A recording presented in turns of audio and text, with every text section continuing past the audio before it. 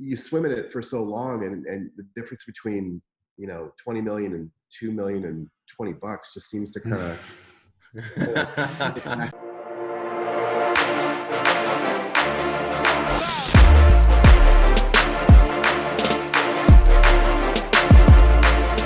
Seven Figure Entrepreneur Podcast, the #1 podcast bringing you behind the scenes with real online earners. No fake gurus here. And today we have had him on before, and he was so good that we had to get him back. Mr. Scott Rewick. We also got Tyler. Woo! Tyler. Woo! How are you guys? Everyone's here. Gang's all here, guys. Let's do this. Yeah, right on. Well, how long has it been? Year? Maybe longer. 2 years. Yeah, it might have been a year ago. I can't remember exactly, but it's been a while. It has. Has a lot changed since said year has gone by? Yeah, a lot. I mean, these businesses, if you're going to be competing in an online business, the absolute death sentence, I think, is just to kind of assume that these things are on autopilot. So yeah, man, I mean, it's a lot of work has gone on last year with the company Native Path that I run. And lots of things happening, lots of cool stuff going on. That's awesome. That's really cool. So for people who don't know, can you kind of give a rundown of what Native Path is? So sure. Native Path is a health and wellness brand that my partner and I started about 6 years ago. He in particular was obsessed with the paleo keto world, and I hopped on board. We created a company in and around the health and wellness space. So the company has morphed a lot over the last 6 years. It's amazing to see where we've come from and where we're going and changing and those types of things. So we're in the health and wellness space. We sell kind of both digital products, so products that people can download, videos, membership areas, and also physical products in and around health and wellness. So things like collagen, krill, probiotics, turmeric, these types of things. So that's super cool. Yeah, that's the company, man. That's awesome. How is it like a membership kind of thing, or is it just like a one-time buy? Well, we always endeavor to get some kind of continuity or membership in the equation. We oftentimes don't get it. I mean, we offer that as a service for both the digital stuff, ongoing meal planning, coaching, and also, like a lot of e-commerce guys, we're trying to get people to purchase our physical products on a kind of an auto ship basis as well. Yeah. Oh, nice. Any direct response marketer will tell you that getting a client on auto ship is almost the holy grail. Yes. I would agree with that 100%, man. 100%. Damn. That is a beautiful model if you can get it to work. How long do you find like the average client stays on an auto ship program? It's funny. It's an ongoing push for us. It's one of our key performance indicators as to how long we can get people on board. Certainly there's a big difference between the digital products and physical products. I'd say digital products, if we're doing the right thing, it's generally about 3 months, right? And so we're always pushing to see how we can extend that somehow. So we've tried things like, lifetime membership, and obviously the price there is going to be equal to greater than the combined total of 3 months of billing. So we give them the incentive to stay for a while. But then on the physical products, we're tending to see more like 5 to 6 months. Oh, interesting. Obviously we have outliers, people that we've been auto shipping for, 4 years now. Wow. They must be jacked.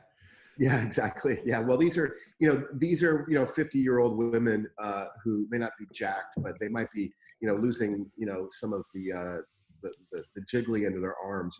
We really had to as marketers talk their language. So once we learned that the majority of our customers were women in their 40s and 50s, we need to begin to talk like them. That makes sense. It turns out women don't want to get jacked, but they do want to lose love handles. They do want, probably some women do, but so we've become adept at speaking their language, which is critical in copywriting, right? Yeah, totally. I did think it was interesting that you used the word specifically, jiggly under their arms. Like I think my mother-in-law said that before. Yeah. Right. Well, we do these great surveys and we talk to them in both surveys and groups, and we just try to look at the word choice, or a lot of times with testimonials, we've got, maybe 4,000 testimonials. Wow. They will write the 4 or 5 paragraph testimonials. And if you just pay attention to their word choice, obviously you can feed that back to them in terms of marketing to them, because it's just the words they're using. You want to give it back to them, and that's awesome. I feel like the older demo is like, they're all about sharing. They love reviews. They just want to tell you everything. Yeah. It's obviously a great demographic, because they're very loyal. They just want to know who to trust online. I mean, there's so many makes sense. supplements being sold, and potions, pills, and scams. They want to figure out, who can I trust? And so there's a lot of work in these brands go into credibility building a credible source of information. Because really it's just hard to know who to trust in the online world. Yeah, agreed. I don't know if you've touched on it yet, because I was just plugging in my mic. I totally forgot I didn't plug it in at first. But talk about the growth of the company first year to last year, because you guys grew like fucking wildfire. Yeah, we doubled every year up until last year. This year is a different year for us, which, boy, any business is going to face this, right? You can't just continue to grow indefinitely. There'll come a time when, the duct tape on the building, on the machine starts to fail, and you have a downturn. So this year was a downturn, but I'd say that we started off, like 6 years ago, maybe a half year in, we had done 200,000. The next year we did 1.5 million, and then 3, and then 7, and then we did 17 million 2 years ago. Last year we were just a shade under 30 million. Wow. And then I might have skipped a year there, but then this year we're going to be probably 60% of where we were last year. Gotcha. And that's an interesting dilemma, right? When you stop growing, and either you flatline or you go down, and that's going to happen in, I think, any business. If you're running these things long enough, kind of like, what do you do in that case? How do you defend that? And how do you, there's just a lot comes, growing is obviously really hard to grow at that kind of clip. There's a lot of things that go on. But also it's an interesting study when you don't grow. That presents its unique challenges as well. No doubt. Yeah. That's cool, man. It's cool to see you grow like that. And it makes sense. I was talking to a guy at a pretty big, publishing company, and they had similar growth. It was like double year over year over year. And he's like, from the outside, we look completely buttoned up, solid. But the inside, he's like, it's absolute fucking chaos. He's like, oh my God. Yeah. There's just like hamsters running around. Like, it's just, it really, Tyler, you're so right. I think from the outside, when you can put these numbers up, people are impressed. But if they were to truly understand the amount of work that goes on to keep these things going, in my partnership with Chris, the way we defined it was, somebody who played offense and someone who played defense. Yeah. And what I mean by that is, somebody has to be the one charging through the door, doing BD deals, setting up media buys, these types of things. And equally, you have to have somebody on the other side that's there to kind of facilitate that growth by, building infrastructure around that growth. Interesting.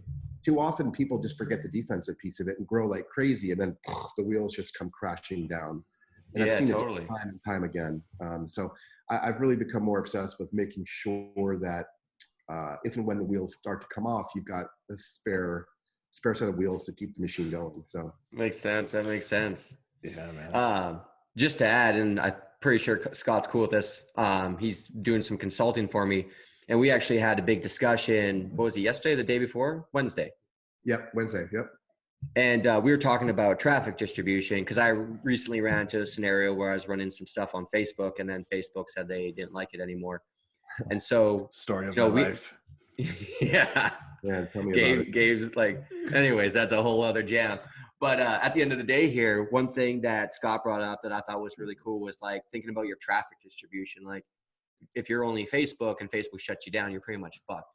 So it's like, what's a good traffic distribution look like? And he had told me some, what he did internally, and he's like, some things. Like, one thing actually I thought, are you cool if I bring up everything? Yeah, no, totally. Go for it. Yeah, do it. Yeah. So one thing I thought Scott said to me that like really struck home was like how to diversify your traffic. And so again, not only rely on Facebook, and intuitively we know this, we get this, but like, for example, if I'm 80% Facebook now, and knowing that Facebook might not be reliable in 6 months, I should look at that being 40%. And then, one thing Scott said that they do internally is, as an affiliate or as a hedge, basically, if they run into issues, that's when they start bringing in affiliates to help them out. Like, to be diversified like that, like, I love that concept. I love that idea. And again, having the affiliates as your hedge, that makes the whole thing even sweeter. Yeah, I mean, I think when you look at it from a broad perspective, what I know to be true is that no traffic source lasts forever, despite best intentions, right? Like, and I could argue that we should be eating our own dog food more on this, because we are, for better or worse, relying on Facebook to a large degree in our traffic. But what I know to be true is that traffic sources, they come up, they come down. You get banned, you get put back on. Traffic sources are unfriendly for a while. So Google was terribly unfriendly for a while. Now they're super friendly and easy to work with. Facebook, as we spoke about, whacked a lot of health and wellness marketers last year, and now they're coming back and they're a bit more friendly. So what I know to be true is that if you're in one channel, the clock is ticking. It's just a matter of time before something breaks. And if you don't have at least the irons in the fire with alternate sources of traffic, you're going to be stuck. And this was what we faced last year. This is, part of why the downturn for us was so big, is that we had gotten over the years very, very dependent on Facebook. Probably, 90% of our traffic. I mean, we were spending $50,000-$60,000 a day. Wow. And then poof, it disappears over 2 weeks, again, through no fault of my own. And so, I've been the recipient of this advice, which I don't follow oftentimes myself so many times. But yeah, having a diversified channel to acquire a customer is just absolutely key, because it's just, if not, you're living on borrowed time, in my opinion. Yeah. No, that makes sense. And like, how much have you spent on, like, I think Media-Mentor says 120 million, but I bet you that's outdated even. Yeah, we've spent a lot of money, man. We spent a lot of money online. I mean, I think, well, last year we probably spent, I don't know, 20 million bucks or something. Yeah. Wow. And so it's just weird, man, because those numbers just, I mean, you guys know this. The number is just like, for me, it's just an extra zero at the end. You kind of just, for sure, you don't even think about the actual number. I mean, it's a lot of money, man. It's just so much money. Yeah. And you swim in it for so long, and the difference between, 20 million and 2 million and 20 bucks just seems to kind of, I mean, it's a lot of money. It's a lot of money. I'll spend 20 million on traffic, but if I have to pay more than $20 for this t-shirt, I'm pissed. Yeah, exactly. It's different because it's not in your pocket, really. It's more just like a tool to leverage your business. So digital. Yeah. It's funny, man, and I feel like maybe we've all hit that at one point, but I remember it as you just like, you switch over from being like, oh, this is money, to like, oh, this is a tool, whatever. Right. I think too, if you have a pretty high degree of confidence that you're going to get that back and more, I think it obviously helps a lot as well. I mean, if you've got pretty dialed in reporting to suggest that, you spend 1,000 and you're making 1,500 back, it's less scary. It's not like going to Vegas, just gambling it away. I mean, if you've got a pretty good system that with a high degree of probability, reliability, you're getting that money back. Then it becomes kind of a game, and you quit thinking about the dollars, I think, so much, and just worry about keeping the mousetrap intact. Yeah, no, that makes sense. Educated gambling, kind of. Yeah.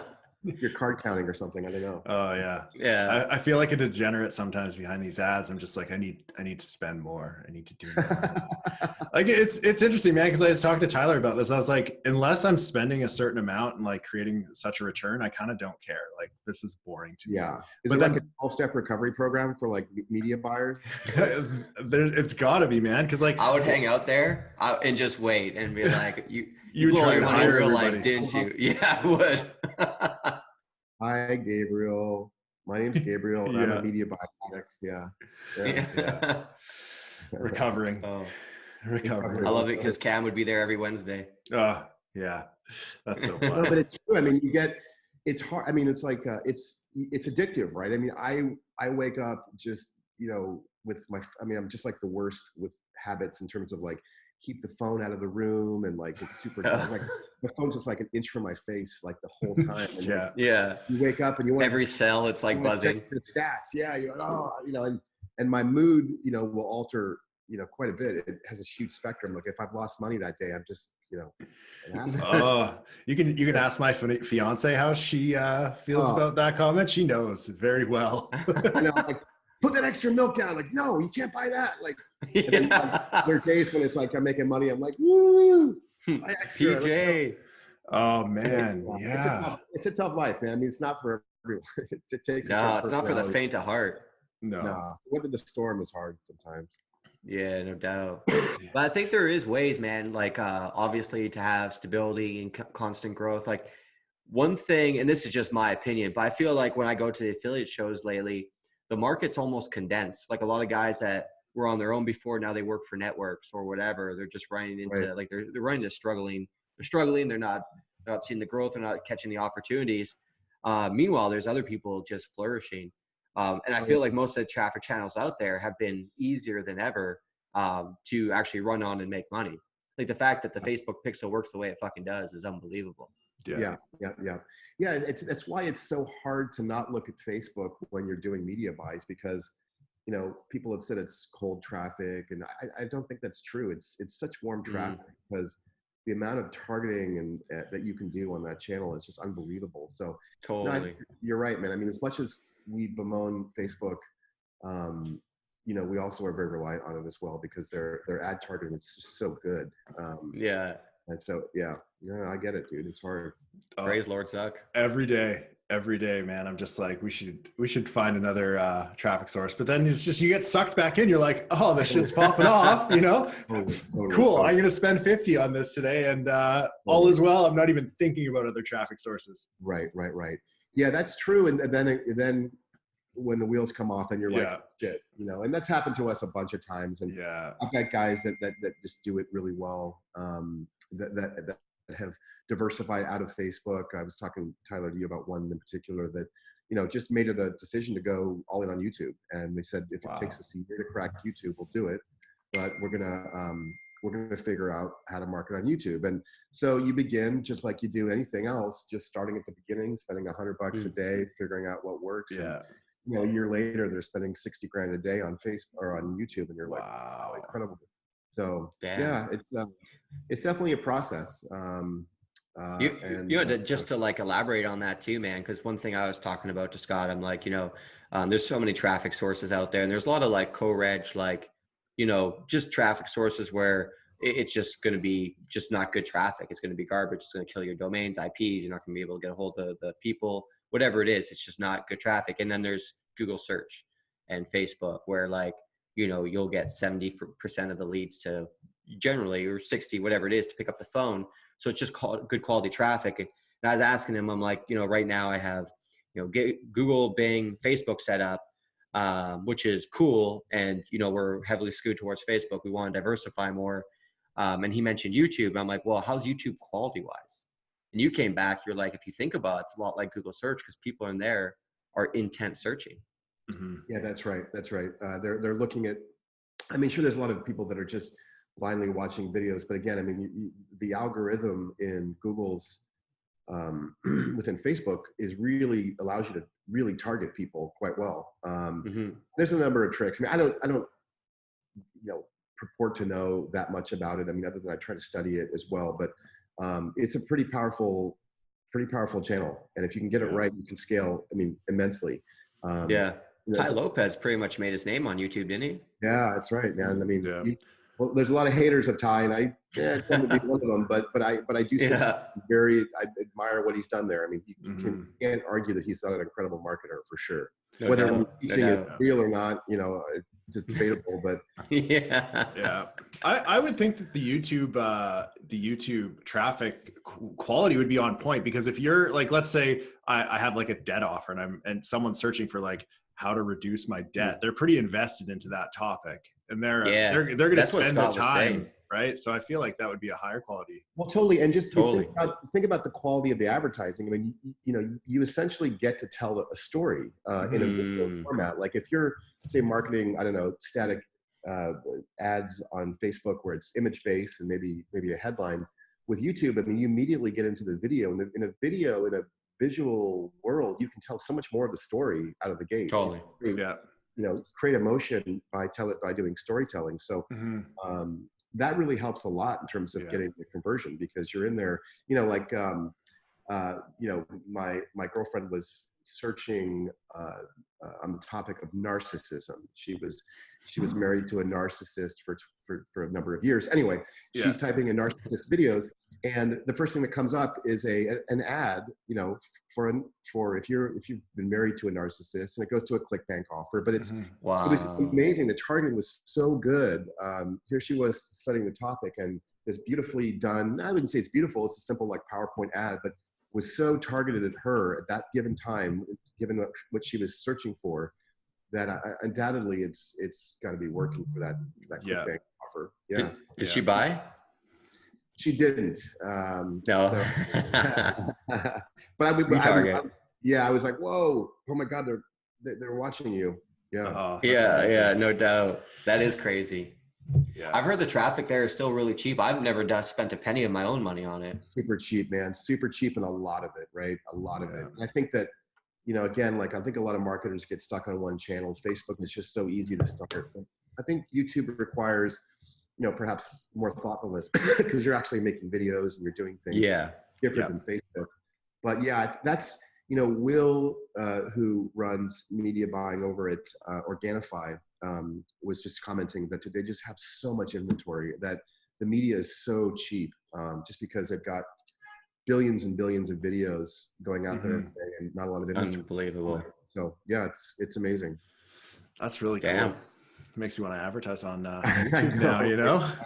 I know. It's like, that's my problem is like, I have like what's the term? Like your eyes are bigger than your stomach. Like shiny object syndrome. Yeah. Like, oh my God, influencers. Oh my God, we got to do influencers now. Oh, look at that, influencers. And then, you know, it's like, I think you got to pick one and just get good at it, or just build a team that has a bunch of people who are good at one channel, because there's just so many places to market, you know? Yeah. So how, like, do you hire, like, let's say in your company, you have a Facebook guy or whatever. Do you hire a new guy for each channel, or do you diversify and have them running multiple channels? We have a relatively small team, and we've tried media buying internally, and it's never really worked out. I mean, we've hired experts to work internal to us that their job is meant to go figure out Facebook or YouTube or whatever. And, you know, for whatever reason, they just generally don't work out or stay that long. 3 or 4 of them. And I think over the last year, we've come to the realization that if we outsource a lot of it to agencies that we trust, and focus primarily on building new offers and giving them marketing assets to promote, and really making the focus more about how can we extend AOV or LTV, and make that a focus, and give it to the best media buyers that we know and let them hack away at it, you know, typically in an agency relationship, or we have in the past done like an affiliate relationship where we give a key affiliate, you know, an offer. So, you know, it's always this question of do you do it internally or hire externally? And we just, for whatever reason, haven't had a lot of success hiring internally. You know, these media buying prima donnas are difficult to keep around. I mean, if you're going to be that good, one thing, you're going to get pulled in a lot of different directions. So so we use agencies for probably 95% of our traffic. The one stuff that we don't do agencies on is affiliate traffic. So we will reach out to people in our space and give them, you know, compelling CPA offers and do that. But yeah, the hardcore media buying right now, we outsource. Okay. Nice. Cool. Yeah, that kind of rolls into something, because a lot of people ask, you know, they'll ask me or Gabe, like, how do I get started online? What do I do? And it's so fucking hard to give them an answer, because it's like, you know, I don't really know you. So I don't know if you'd be a good media buyer. Maybe you're better at content. Maybe you're great behind the camera. Maybe you're good holding the camera and you should never be in front of the camera. I don't know. But I like kind of the model you presented here, where it's like, hey, you don't need to be the media buying expert. You don't need to buy your own traffic. You can like work with someone else who that's their sole job, and like more or less collaborate. Do you want to talk about hiring agencies and how much they actually cost? Like, you know, traditionally, if I'm going to hire a marketing firm, I'm sure I'm going to be spending 5 figures. In our world, it's not really like that. Yeah. I mean, it's a great question. I mean, like, my obsession about single point of failure also relates to media buying agencies, because we've had agencies that work incredibly well for 4 to 6 months and are just crushing it. And then for whatever reason, they just can't duplicate their success. So, it's an important thing to also have other agencies on the hook in terms of working with them. Right now, that's a good idea. Right now we have one agency, which again, I should be eating my own dog food, but they're particularly good for us right now on Facebook and Google. But we have in the past had multiple agencies working side by side.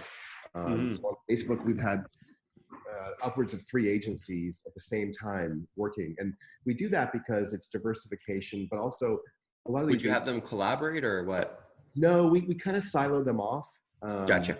Into different ad accounts and let them do their thing. And the argument is like, well, they're kind of competing against you because you're competing against each other. But our take is that each like agency has their own style of the way they market. Some guys totally do CPM, some guys like to do CPC. They all have their own stylistically the way they present the offer. So I like that diverse approach because I don't like just being stuck with one agency. Again, here I go. We're stuck with one who is particularly great for us right now. Yeah. But we would also be looking for backup agencies, or occasionally we'll run across a savant, affiliate who just nails it on Facebook. Yeah. These are typically like 1 or 2 man shops. They just, for whatever reason, have figured it out. So we'll work with those. But I mean, so the upside is that generally you get somebody who 24/7 focuses on one particular channel and is going to do a pretty good job of that for you. The downside, okay, so the upside is you get an expert, and they're going to do a lot of the heavy lifting that you don't want to do as you're, say, building a product. It's difficult to switch hats from increasing LTV by adding a mobile text system on your checkout to going back and doing hardcore Facebook media buying. So the upside is that if you can get an agency to work with you, you can scale offers very, very quickly. True. So the upside might also be that you don't have to have employees. It's a variable cost, so it's not. So that's the good. The downside is that you're spending a lot of money. I mean, our media buying bills average anywhere between like 30 in the low end to like 80K a month. This is when we're really scaling.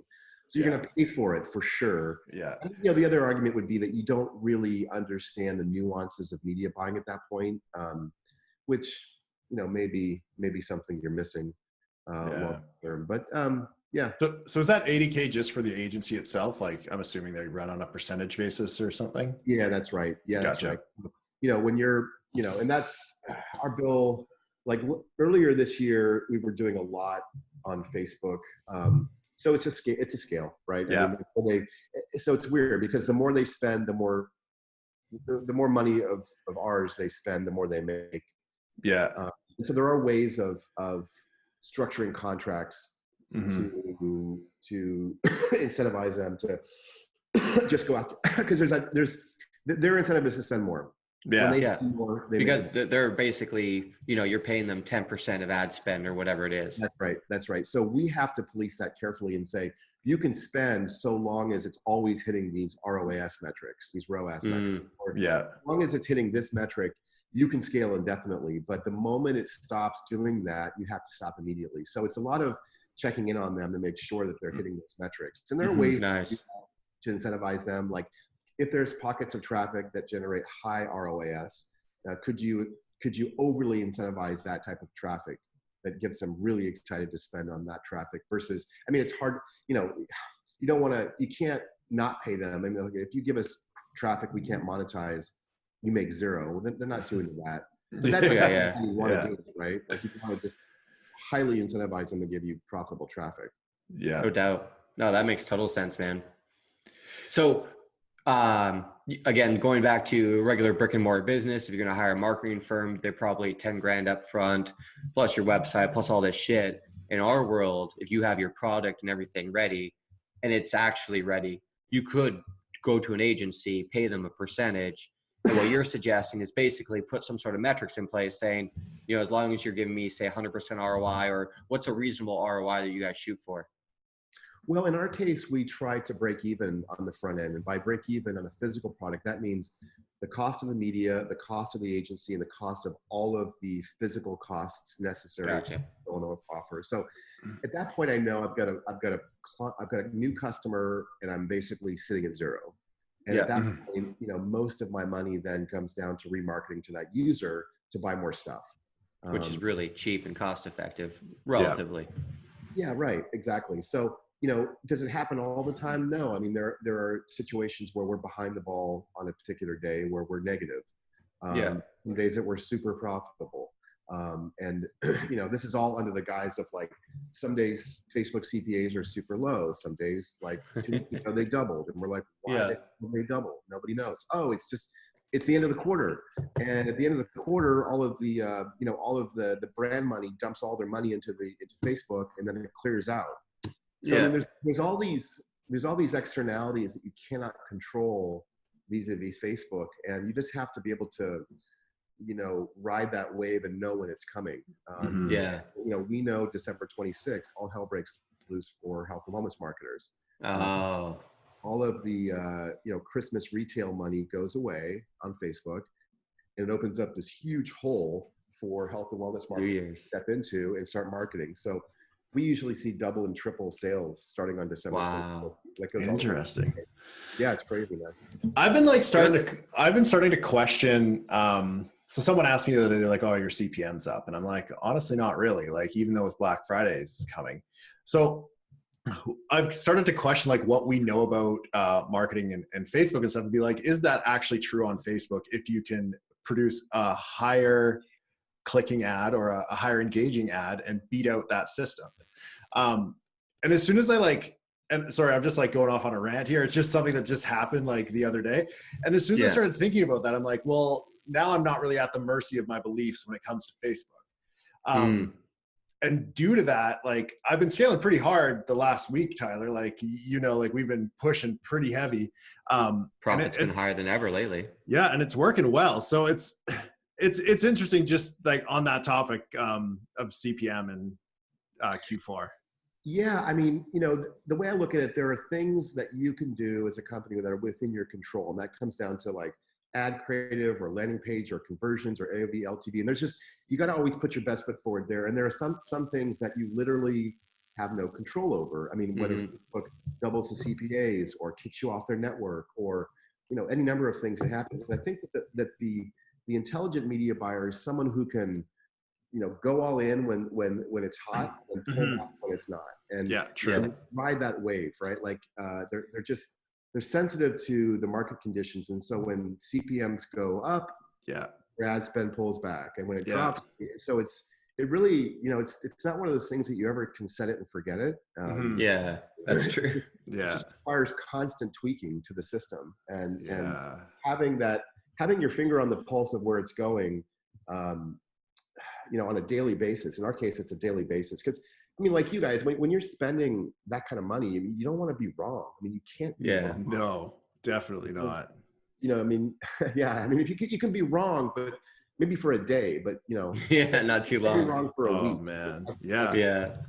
That's funny. I actually think, go ahead, Gabe. No, go for it. I was going to say, what I think actually happens? I think Lord Zuck's got this like key on his computer that's red and it says Ferrari. And anytime he wants a Ferrari, he just hits it and his CPMs go up. Totally. And then I think that's what really happens. All this speculation. No, I think that Facebook knows when you're making money. And it's like this overlord that's just like sucking the margin out of your business. Just enough to allow you to subsist. But like when they see you're doing well, they want more of that action, and so they'll subtly raise CPMs on you or hope's a killer. Yeah, so it's a tax that's not talked about, which is I've heard about people changing their values on their pixels, making it way lower just because they assume that the system will game it and charge you more. I think there's some truth to that, man. I mean, there's so many theories around Facebook and the way their algorithm works or advertising. And we ran across one, where we had some delays in shipping our collagen, and as a result, we were getting negative complaints on our ads. And lo and behold, my CPM started going up, and then we fixed it went down. Or Facebook began to send out customer surveys. If you've purchased from Native Tab, and based on that survey, they're going to either benefit you because your shipping time is fast, you have or they're going to ding you because if as a consumer you haven't gotten the product you want in time and you're going to bitch about it, Facebook just decides that it's not worth it. So that survey wiped out a lot of shitty drop shippers, which is awesome. Oh yeah. Probably for the best. Yeah. Oh, for sure. Yeah. We don't need those spammy people on Facebook. That's right. Yeah, and that's always the thing. It's like I always when there's a big exit like happened in May, I always want to be the guy that's still left, because my feeling is that it opens up a huge hole for the guys that play the game. And there's obviously a lot of work to playing the game, but I love it when they purge, because it just means more media buying for me to buy. I love it when they purge, as long as I'm not on that list. And exactly. And sometimes I am on that list. Right. No, and I was on that list, man. We were on that list last May. Like we just got eviscerated in 2 weeks. Our ad spend goes from 60 to 5K. It's just, and that I'm talking about, like, what happens when you downsize. That alone does a number of things to your business, from merchant account to customer service to mids to, you have to have a plan in place to account for that, because if you can't, for example, quickly reduce your costs in a variable way, you have a revenue that's been decreased by, in some cases 80%, but the same cost structure that you had a month before, servicing a business doing $4 million a month. So you need to have someone on the other side of the table that is very sensitive to that and making the changes along the way to support those jumps up and jumps down, because if you don't do that, you're going to be stuck. I mean, you're getting all your money held from a mid, or your customer service blows up such that you end up on the BBB, or any number of things, or you can't, your customer, you can't ship, and then you can't ship, then your complaints on your ads go up, and then you got to stop that cycle, and so that's what I've been working on. Yeah. You don't think of the way, I always think on the way up, right? It's like, it's always, we're going to keep going up. Just wait till you come down. See what happens. No doubt. So what are some of the learned lessons you guys are taking away from that, from going, doing, close to 30 million last year and then dropping down a bit this year? Well, there's so much, man. I think that, like, a lot of guys that are digital that make the move to physical, it's like the affiliates who decide to become product owners. I mean, this is going to be easy, dude. Or the product owners that decide to be affiliates. Oh, this will be easy. So when we made the move from digital marketer to physical marketer, man, like, we just made every fucking mistake imaginable. Like, it's, we don't, as digital guys, you don't necessarily account for cost of goods sold, the price of the labels, the price that it takes to ship 10 pallets from LA to Minnesota. I mean, like, there's all these costs associated with it. Like, even things like just, ordering products takes 6 weeks, right? Like, that's weird for a digital marketer to think about. Like, hey, if it's a digital product, it's available right now. So, we kind of had to work our way through becoming an e-commerce play. And that took a lot of time and a lot of effort. And we got a lot of things wrong, but we're still here fighting away. Which business model do you like better? Sorry. Oh man, it's hard, dude, because I'm envious of both, because, like, the guys that can really build a brand, an e-commerce direct to consumer brand, the golden egg that awaits them sometime down the road is, a big buyout or a deal, because Kylie Jenner. Yeah, exactly. Like, that's just amazing to me. Like, how you can, dude, unreal. 600 mil. Amazing. Unbelievable. Or, the guys that did native deodorant. I mean, in 2 years, they sold that for, I think, $60 or $80 million. Wow. So having a physical brand is very interesting, although it is very risky, because you've got big dollars flying around. Similarly, I'm also very envious of the lightweight digital marketers that have no cost of goods sold, that are just selling information, that don't necessarily come under the scrutiny of the FDA or FTC because you're just selling information. But that's more of a lifestyle play. That's not really a business that will likely sell to anyone at a time, if that's your goal. So I don't know. And depending on how the day looked yesterday, you know, I might be a huge fan of digital marketing or a digital company. And on the other hand, if it's a great day in the brand space, I'm a huge, you know, let's sell more product. It's a hard question. You know, we made that move just because we wanted to go after and be a brand. We were a product-based company sitting in the health and wellness space with the paleo secret. We were more of a product-based company. Native Path allowed us to kind of be more of an overreaching or overriding brand that can address a number of topics in and around health and wellness, not just paleo. Yeah. So all the moves you make, are they like in anticipation of a big sellout? I don't know.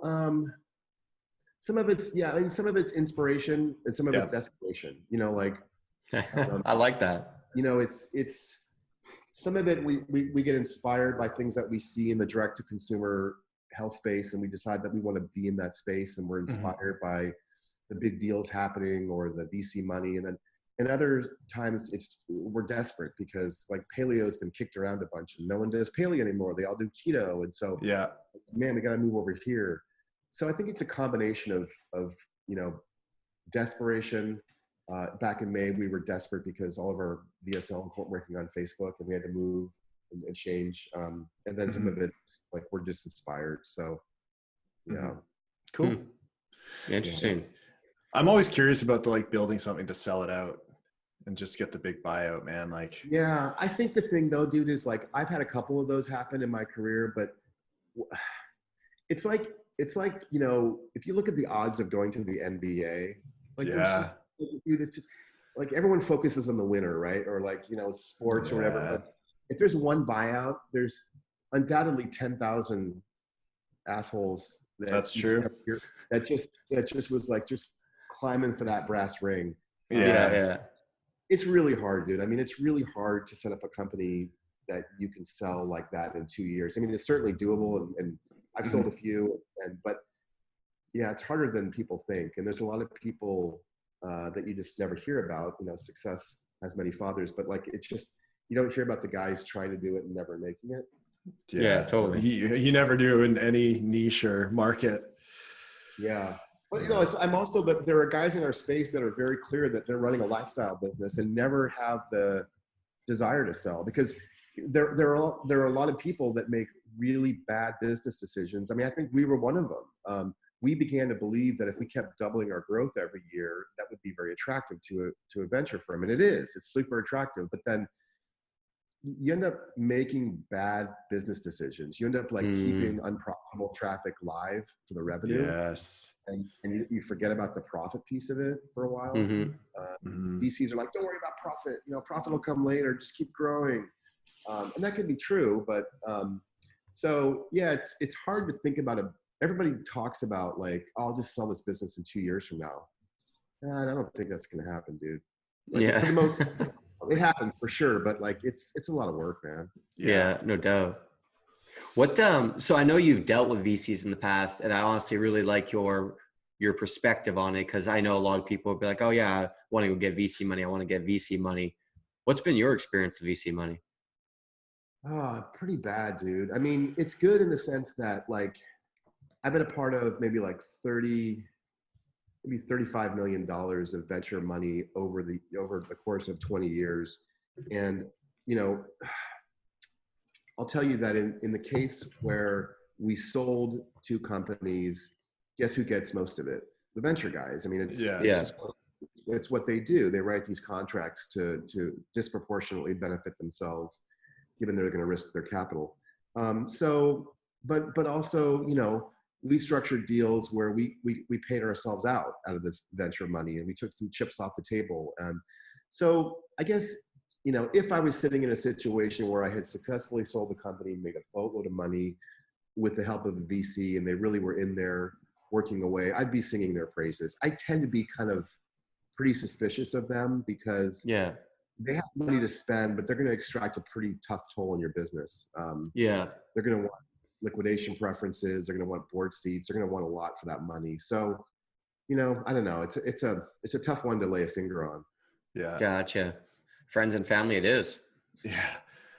Yeah, that's right, dude. I mean, that's right. If you could grow a business with just self-funding it or using, smart debt to do it, Yeah. then I would pick that over than giving away a lot of your company up front on an idea, because you're just gonna, unless you've got a business that can really get their hands around, it's an ongoing concern, then it's going to be you're going to give away a lot of the business for an idea. Makes sense. And we had a deal this year that went south. I mean, I tend to, as old as I am doing this, I don't get too excited anymore until like the ink dries or the check. But with this one, we got really close. I mean, we had a firm come in and do a bunch of due diligence and give us a term sheet for our business. And the deal fell apart in January of this year. And it was really unfortunate because we'd gone just right to the point where checks were going to get signed and the thing fell apart. So I was a little bitter at that, because you're putting a lot of time. I mean, PowerPoints and meetings and audits and things, and that takes you away from running your business. Yeah, or even your family and stuff like that. Totally. No, for sure, dude. Totally. What, if you don't mind me asking, what happened to that? You never really know. There's the answer they give you, and then there's probably what really is true. The answer they gave us was, you guys missed your January numbers. So we had said, I think January looks like 3.5 million. And when January was all said and done, it came in at like 3.1. And they're like, oh my God, you guys didn't hit your numbers.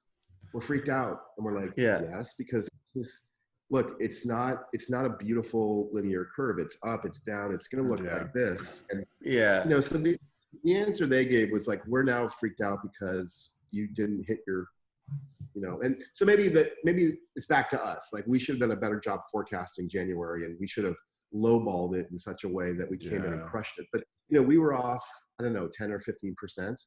But even 600 grand is nothing, like in the scheme of things. So that's where I think there was probably something else going on. Like, that's where it doesn't make any sense. So, you never really know. There's the answer they give you, which is like, hey, we're going to pull back on this deal. We want to see what you guys do in February and March, and reassess at that point. And, they never really came back at that point. But so the truth is probably something else, but I don't know what it is. Makes sense. That's tough. Yeah, man, it's tough because it was tough because it was we were going to raise $15 million in cash. We were going to pull out $5 million for ourselves. We were going to have a bit of a war chest because Chris and I essentially self-funded this business. So, and running at the speed, break even or slightly lossy, the business does amazing revenue, but the profit wasn't really there. So we were happy to pay ourselves a bit and take some chips off the table, and then have a war chest to be able to kind of keep expanding. So when it didn't happen, it's a lot of it is like how you present that to the team too, because we're kind of like hyping it up, like, holy shit, we have a partner now, and we're going to have a contract with the manufacturing, so our cost of goods sold is going to go down, and and people get fired up, and it didn't work out. So what's the narrative there? Yeah, totally. Do you always recommend, like, ideally an entrepreneur to kind of take some chips off the table if they're presented with 20, 30 million, just take a little bit for themselves? Totally. I saw this happen. I've been doing this for 20 years, like back in 1996. You guys are probably like 3 or something. I don't know how old you were, but 12, right. Yeah. Like, so just, man, like the best advice I ever heard. Do you guys remember Lycos? Yeah, I do actually. Right? Super old school. Like, I keep using this example because it just makes so much sense to me. Like, there was a chance where I got to meet the guy, Bob something or other, back in Baltimore, or wherever they were. And we were talking about deals or whatever. Really smart guy, but he said something so simple. He says, like, if somebody serves you food, just eat it. Like, don't ask a lot of questions. Like, look at it and make sure it's not like bad food. But like, the point is, if someone gives you a deal that's pretty good, it's not the filet mignon. It's not like, it's not cooked medium rare, but it's still like it's steak, and like, just eat the fucking thing, because you never really know when you're going to eat again. And so totally. I was talking to a woman who I advised this week, and she's considering an offer from Agora, one of the big publishers. And, she was like, well, it's like, it's only like 2 times my profit of last year. And someone told me that I should get 8 times. I'm like, look, if you have a chance to get prepaid for 2 years of upcoming profit now, money in the bank, like just fucking take it. Like take the damn money, because you just never know what's going to happen tomorrow. Tomorrow, the FTC comes after you. Tomorrow, your Facebook ad goes down. So I'm a real big proponent of when you can take money off the table.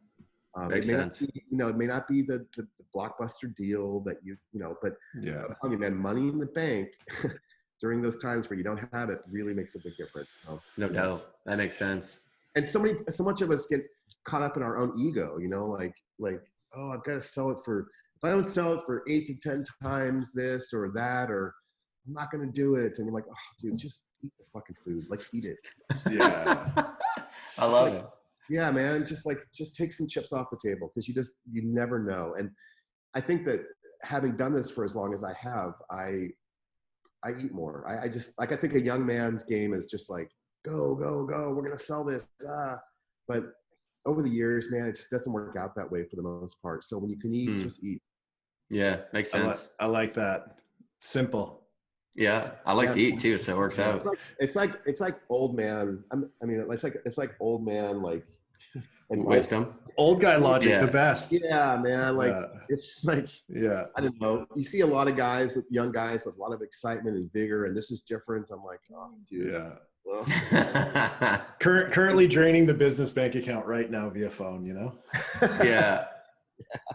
Yeah. So take some money off if you can. Get paid. Cool. That's good advice, man. Thank you for that. Yeah. Yeah, that's awesome. Go ahead, Gabe. I know you're thinking something. No. Go for it, man. I was gonna say, as far as like online right now, what are some of the opportunities that you think people should be kind of looking at? And I know it's a very broad question, but I wanted to leave it open for you. Well, I don't know. I mean, I look at, with our own company, I mean, we just look at opportunities in the health and wellness space, and undoubtedly, the same level of excitement might be happening in all kinds of different verticals, whether it's debt relief or taxes or, education or whatever the vertical is. But I mean, I just think that there is an opportunity to kind of, as more and more of these media buying channels open up, as more, as a marketer, you have access to tools that I couldn't even have imagined 10 years ago in terms of your ability, if you're using Shopify, to add a, mobile telephone number that texts users when, they're about to run out of product, or a cart abandon, mobile. So I get really excited about seeing all of the new technology that's applied to us marketers that we can use to basically better sell our customers. And I'm also excited about all the different ways of buying that's changing. I mean, Instagram and Pinterest and influencer marketing. And I mean, so I don't know. I mean, I just get excited overall about both of those, more chances to market to a customer. And then from a marketer, the amount of creativity and tools we can use to sell the customer a new product. So I don't know. I wake up thinking about this stuff. It's super, super stoked talking about it. No doubt, man. It's a good time. It's for sure a good time to start a business. Yeah, it's never ending, like the different ways you can sell something these days. It's just it's shiny object syndrome. You never know where to frickin' start. Totally. Yeah, and that can be part of the challenge too. I think that people overthink a lot of this stuff. They get caught up in, what apps should I be installing on Shopify and spend just months and years thinking about stuff, rather than just sell one thing. Like just get one sale. And then once you get one sale, then just try to get 2 sales. But nothing really matters until you get one sale. And other than you can't talk about anything other than just your first sale. So makes sense. Well, man, this was awesome. So with Native Path right now, are you guys hiring, or are you guys kind of just focused on like putting more foundation in place for your next level? Yeah, more foundation. I mean, we've come down, like I said, 40 or 50% off of revenue. So our team is a lot lighter now, and we've spent the last year just replacing the duct tape and getting ready. I mean, for us, we have a big first quarter, like a lot of health and wellness marketers do in this space. Nice. So we're just getting amped up then. Yeah, we're getting amped up. We're getting inventory in shape. We're going to prepare for this stuff. Some of our stuff takes 6 to 8 weeks to order. So you're placing your bets now for the first part of the year. So yeah, we're just, we've come down a lot, but I think this year and end of this year and next year, we're just going to focus on profit and Nice. getting back to like high profit company. And I think we fixed a lot of the stuff that really hurt us this year. Yeah. Because we're recovering from the huge growth that we never could kind of catch up, and we're also recovering from a downturn in the business. So we're fixing the stuff that happened during growth, and we're fixing the stuff that happened during decline. And being a lot nimble. Yeah. I like a small team, man, and maybe I just haven't seen an efficient large team running. But I like small, high profit. It's just I don't know, it works for me. But it is. I don't know different, so I can't really speak to it. Yeah, it's a different game. I mean, I've built some big companies, but it's a different game. And I think it's also, even a lot of us run these virtual companies as well, and that presents different challenges as well. Up until this last company, we all sat in one room and show up at work all together, and this company is a virtual. So there's also unique challenges about running, highly motivated small teams of people that are all over the world. Totally. Yeah. So, yeah. Do you like that dynamic more so, or do you like the face-to-face? Man, it's hard, dude, because I love the dynamic of just knowing that I've got a team of just assassins all over the world that don't need a lot of motivation, that are already motivated. Yeah. I like that word, assassin. Yeah, they're just highly trained at what they do, and they don't need a lot of motivation. They're already fired up, and I like the idea of essentially working anywhere and not necessarily having to show up. At the same time, I think showing up in one spot where we're all together, there is something magic that happens there too. This flow of ideas, and things can get solved faster. So, but no, I like the idea of being lightweight. Nice. Fair enough. I'm really like feeling an office lately. Like I want just to have a place to work with people and have that interaction every day. But I don't know. We had one of our vendors came to visit me out here in Sonoma, and this was a manufacturing vendor, which, has like 200,000 square foot facility. Wow. Giant manufacturing facility, like building real shit, like bottles and stuff, and huge facility. I remember, he rolled up there from Dallas. He rolled up into my office in Sonoma, and the world headquarters of Native Path, and it's like a 10 by 10 room with like this asshole behind a computer desk, and he's just like, where is everybody? I'm like, this is it. He's like, wait, what? Like this, like how? What do you mean? Like I got just laptop and a desk and So he was just, he was like, oh man, I'm so envious of that. Like I got overhead and people and machines that need to get fixed, and you're just some dude on a laptop, that's crazy because he knows how much volume you do too. So that's cool. Yeah, I mean, at that point we were selling like 3,000 jars a day of collagen. He's just like, me and guys over here and one girl over there, and we all do this like digital dance. And so he was. I love that, dude. Yeah, that's so cool. They're super confused. I mean, they're like really confused. How do you do this? Yeah, most people that don't understand our industry are generally confused. I feel like. Yeah, like, dude, like, what do you tell your mom that you do? I just tell her that I like those. Those annoying ads on Facebook. I'm just like, those are me. That's funny. Right. She's in my demo for most shit too, so it's probably me. Your mom probably signs up. She's like, I think this is Gabe's, and probably signs up.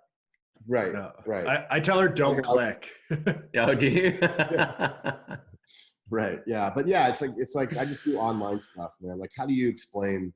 Walking in, like, there's this dude in a laptop, and Sometimes I lie and just say that like I'm an online marketing agency, but really like, I just so people understand, but I'm like, I'm not a marketing agency. I guess you could justify it as that, but I'm not. Right. Yeah. Right. Yeah. So how do we hire you? You don't. Yeah. Leave me alone. I don't know how many networking events I've gone to just with a friend, and they're like, okay, what do you do? What kind of business are you looking for here? I'm like, honestly, nothing. Like, I got my hands full. They're like, why are you here? I'm like, to hang out, to meet cool people. Totally. And they just like, they don't get it. No, totally. I mean, I've always said that if you're going to go to Traffic and Conversion Summit or Ad Tech to learn something, like if you're that guy that sits in the audience, like learning from some guy on stage, like dude, you kind of missed it. Like, I'm the same thing, dude. Like, I don't have any agenda when I go. I just want to hang out with guys I know. Yeah. And invariably, what will happen is, in the right setting, someone will say, "Oh, dude, have you tried gorgeous.io?" I'm like, "Oh no, what's that?" "Oh, dude, it's like."